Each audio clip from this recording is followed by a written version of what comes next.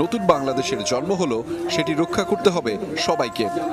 আজকে আবু সাঈদের কথা মনে পড়ছে আমাদের, যে আবু সাঈদের ছবি বাংলাদেশের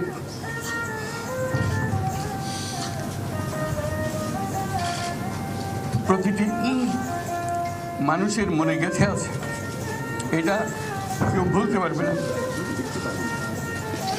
কি অবিশ্বাস্য একটা সাহসী যুবক,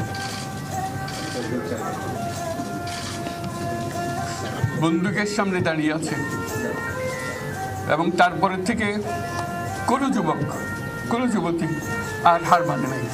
ডক্টর ইউনূস বলেন, তরুণ সমাজকে বোঝাতে হবে নিজের মনের মতো দেশ করতে হবে, তাদের দেখে সারা দুনিয়া শিখবে।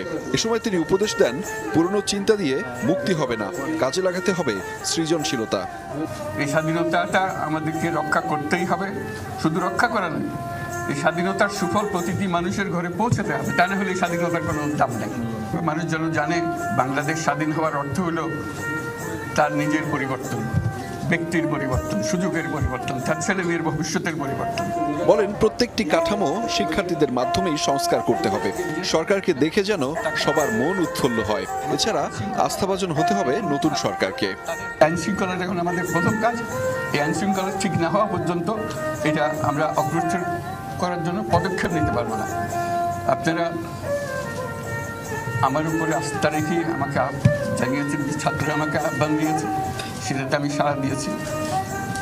দেশবাসীর কাছে আমার আবেদন, আপনারা যদি আমার উপরে বিশ্বাস রাখেন, আমার উপরে ভরসা রাখেন, তাহলে নিশ্চিত করেন যে দেশে কোনো জায়গায় কারো উপরে হামলা হবে না।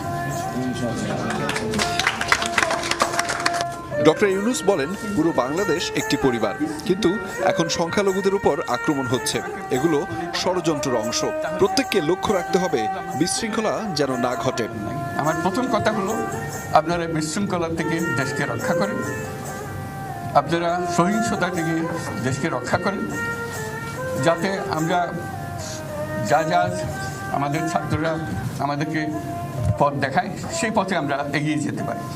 নতুন করে শুরু হওয়া বাংলাদেশের কাজ দ্রুত গতিতে এগিয়ে যাবে বলেও প্রত্যাশা করেন নোবেল জয়ী ডক্টর মোহাম্মদ ইউনূস। যাতে করে একসঙ্গে আমরা কাজ করতে পারি। আহমেদ রেজা, যমুনা নিউজ।